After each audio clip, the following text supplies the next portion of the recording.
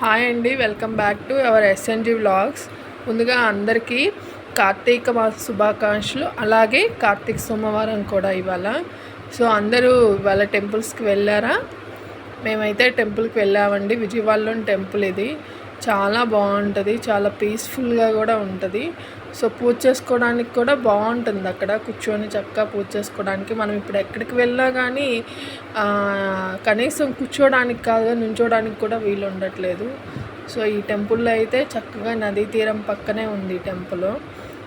పూజ చేసుకోవడానికి కూడా బాగుంటుంది. నేను మా వారు వెళ్ళాము.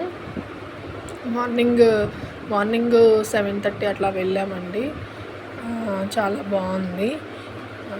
సో నేను ఏదో వేస్తున్నాను ముగ్గు, కానీ నాకు అంతంతవరకే వస్తాయి. ముగ్గులు బాగా పర్ఫెక్ట్గా రావు. ఎలాగనొకలా అడ్జస్ట్ అయిపోయాను ఫ్రెండ్స్. చూస్తున్నారుగా మీరు, అంత రష్ ఏం లేదండి, బాగానే ఉంటుంది. విజయవాడలో టెంపుల్ ఇది. ముందుగా అది చూస్తున్నారు కదా, కొంచెం నదీ తీరం పక్కన ఉంటుంది టెంపుల్. అందరు చాలామంది చేసుకొని వెళ్ళిపోయారు, మేమే లాస్ట్గా ఉన్నాము. చేస్తున్నాను ఫ్రెండ్స్. మీరు కూడా ఎలా సెలబ్రేట్ చేసుకున్నారో కార్తీక మాసం నాకు కామెంట్ చేయండి. అయిపోయిందండి, దీపాలు అయితే వెలిగించేసాము. పరమేశ్వరుని ఆశీస్సులు అందరికీ ఉండాలని నేను మనస్ఫూర్తిగా కోరుకుంటున్నాను. సో దీపాలు వెలిగిన దాకా అక్కడే కూర్చోవాలని అంటారు, కానీ అంత టైం ఉండదు కదండి. వచ్చాము, సో ఏదో దేవునికి దీపం పెట్టేసుకొని చక్కగాను, ఇంకా ముందు దీపం పెట్టుకొని లోపలికి వెళ్ళాలి కదా. సో మేము ముందుగా అయితే దీపం పెట్టేసుకొని వెళ్ళాము.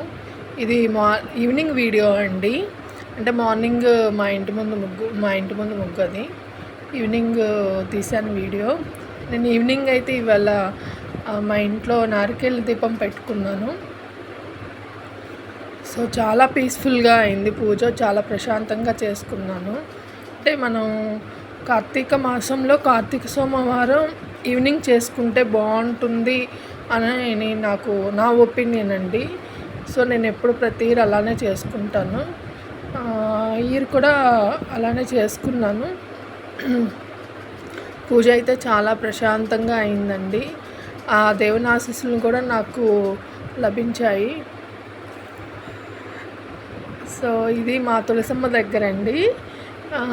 తులసమ్మ దగ్గర అంటే తులసమ్మ, ఇంకా ఉసిరి చెట్టు కూడా ఉంది మా ఇంట్లో.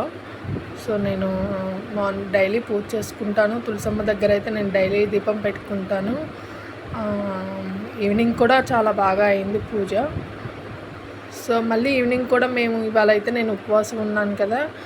సో మళ్ళీ ఈవినింగ్ కూడా మేము మా ఇంటి దగ్గరగా ఉన్న టెంపుల్కి మళ్ళీ నేను మా వారు వెళ్ళి ఒకసారి స్వామివారి దర్శనం చేసుకొని తీర్థప్రసాదం తీసుకొని వద్దామని వెళ్ళాము.